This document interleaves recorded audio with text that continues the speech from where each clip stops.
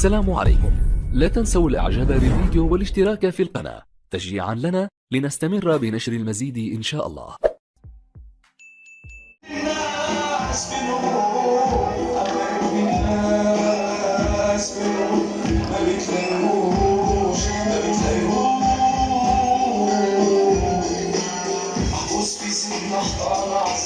سابوني مشي وفلوان محطوط في وسط المخيم والدنيا سودا حيدوان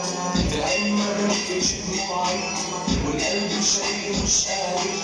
الظلم عشش بطلوعي وصاحبي سيبني مش فاكر العين يا زمان يا ضعيف الحزن ولا المجيب والعيشة صبحت معدولة حتى مني في مساكن مسؤول في سري والحال في ربي بيدك مصاري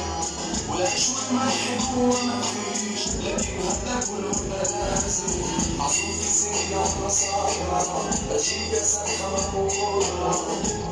ودي أسلى وأقولها بشرب وبنسموه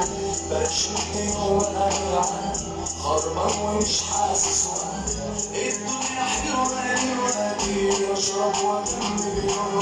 شرب الكبير مش فاهمين والكل بينايم شرب الخيرين دايم والكل بيعايم ويا مرشدين اللي مش حالين سيرنا حلوة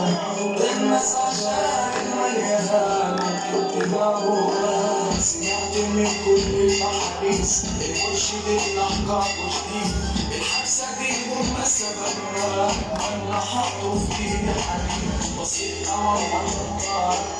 الشغل داير الشطار المجتمع السكة محضرها عارفها خير ومحضرها أخصام كتير بصورة